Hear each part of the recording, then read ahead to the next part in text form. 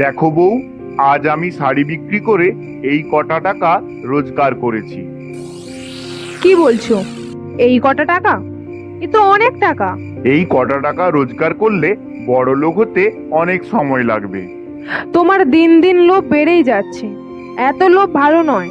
তুমি যা টাকা রোজগার করেছো তা নিয়ে খুশি থাকো, বেশি লোভ করো না তো। না বউ, আমি আরো অনেক বেশি টাকা রোজগার করতে চাই। আমি গ্রামের সবচেয়ে বড় লোক হব। না, তুমি লোভে অন্ধ হয়ে গেছো। আমি তোমাকে আর কিচ্ছু বলতে চাই না। তুমি যা ভালো বোঝো তাই করো। এই কটা টাকা রোজগার করলে হবে না, আমাকে আরো বেশি রোজগার করতে হবে। এইবার আমাকে একটা নতুন বুদ্ধি বের করতে হবে। কি করা যায়? হ্যাঁ, আমি আমার দোকানে শাড়ির দাম দ্বিগুণ করে দেব। তাহলে আমার রোজগারও দ্বিগুণ হয়ে যাবে। আর আমাদের গ্রামে আমার একমাত্র কাপড়ের দোকান, সবাইকে বাধ্য হয়েই আমার কাছে শাড়ি কিনতে হবে। আমি এইবারে যা বুদ্ধি বের করেছি, আমাকে বড়লোক হওয়া থেকে কেউ আটকাতেই পারবে না।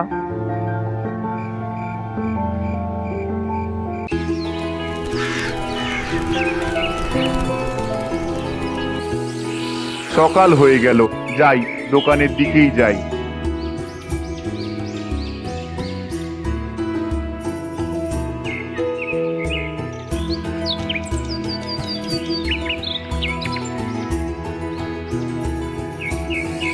রতন, আমাকে শাড়ি দে তো।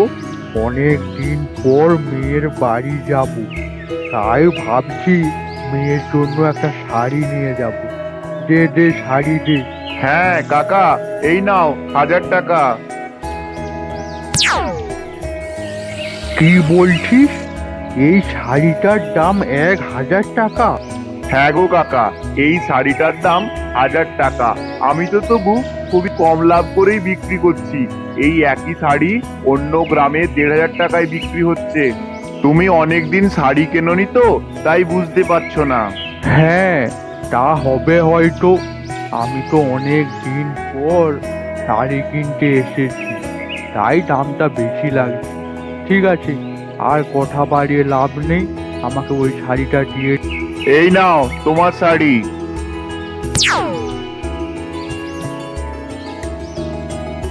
বাহ, আজ তো রোজগার দ্বিগুণ হয়ে গেল। এরকম চলতে থাকলে আমাকে তো আর কোনো চিন্তাই করতে হবে না। আমি তাড়াতাড়ি বড় লোক হয়ে যাব। এবার বাড়ি ফিরে যাই।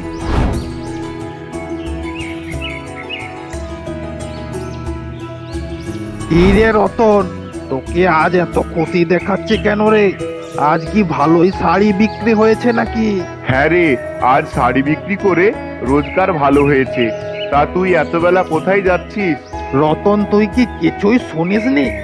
গ্রামের শেষে যে জঙ্গলটা আছে, ওইখানে একটা সাধু এসেছে। ওই সাধুর কাছে এমন একটা পাথর আছে, তা দিয়ে যে কোনো লোহাকে সোনায় পরিবর্তন করা যায়। তাই আমি সেই সাধু বাবার কাছে যাচ্ছি। আমার কাছে একটা লোহার কয়েন আছে, আমি তা সাধু বাবার কাছে নিয়ে গিয়ে সোনার কয়েনে পরিবর্তন করব। তাই যাচ্ছি, তুই যাবি তো? চল। না রে, তোর নিশ্চয়ই কোনো ভুল হচ্ছে। এরকম কোনো কিছুই হয় না। তোর যদি বিশ্বাস না হয়, তোকে যেতে হবে না, আমি যাচ্ছি। আচ্ছা, হরির কথা যদি সত্যি হয়, তাহলে ওই পাথরটা দিয়ে লোহাকে সোনায় পরিণত করতে পারে। ওই পাথরটা যদি আমার কাছে থাকে, তাহলে আমি এই পৃথিবীর সব থেকে বড় লোক হয়ে যাব। আমি সাধু বাবার কাছ থেকে যাই হোক করে ওই পাথরটা নিয়ে নেব। আমি যাই সাধু বাবার কাছে।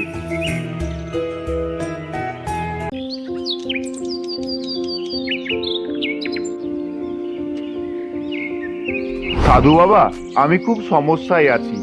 আমি খুব গরিব। আমার ঠিকমতো দুবেলা খাওয়ার জোটে না। আমি শুনেছি আপনার কাছে পরশ পাথর আছে। দয়া করে ওই পাথরটা আমাকে দিন। ওই পাথরটা আমার খুব দরকার।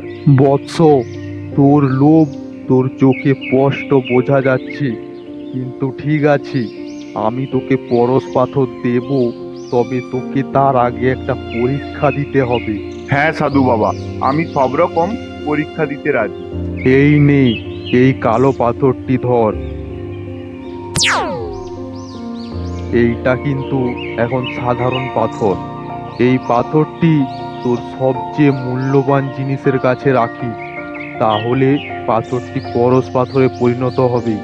তোর কাছে কিন্তু একদিন সময় আছে। এ তো খুব সহজ পরীক্ষা। আমার কাছে সবচেয়ে মূল্যবান সোনাদানা আছে। আমি এই কালো পাথরকে ওই সোনার কাছে রাখলে পরশ পাথরে পরিণত হবে। ঠিক আছে সাধু বাবা, আমি যাচ্ছি তাহলে।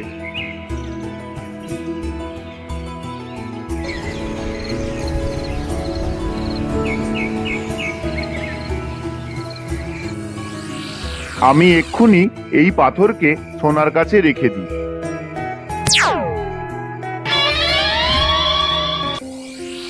কি হলো, সাধু বাবার কথা তো লাগলো না, এই পাথর কাজ করলো না।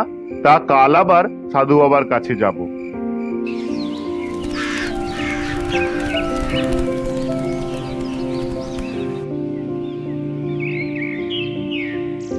সাধু বাবা, আপনি তো আমাকে মিথ্যে কথা বলেছিলেন।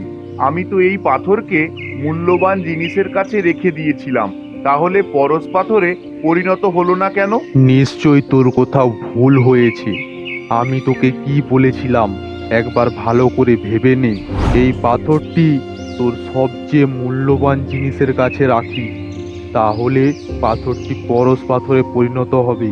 হ্যাঁ সাধু বাবা, আমার তো মনে আছে। আপনি বলেছিলেন আমার কাছে সবচেয়ে মূল্যবান জিনিসের কাছে রাখলে এই পাথর পরশ পাথরে পরিণত হবে।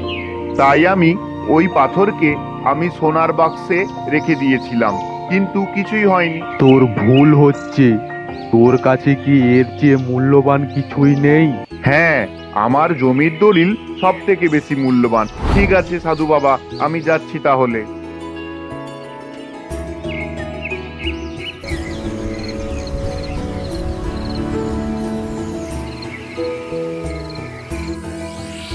আমি তাহলে এই কালো পাথরটা আমার জমির দলিলের কাছে রাখবো, তাহলে এই পাথরটা পরশ পাথরে পরিণত হয়ে যাবে।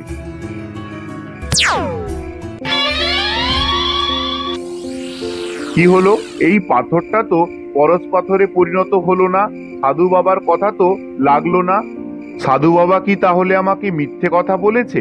যদি সত্যি কথা হতো তাহলে তো এই পাথরটা পরশ পাথরে পরিণত হতো, কিন্তু কিছুই হলো না। আমি কাল আবার সাধু বাবার কাছে যাব।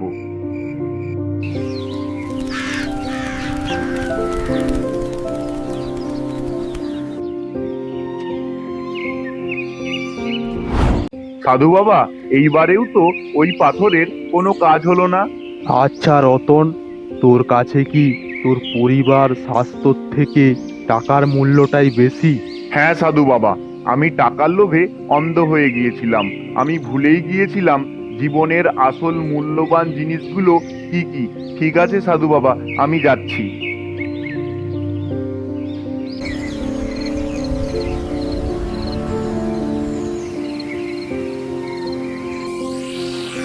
আমি এই পাথরটা আমার বউয়ের কাছেই রেখে দিই।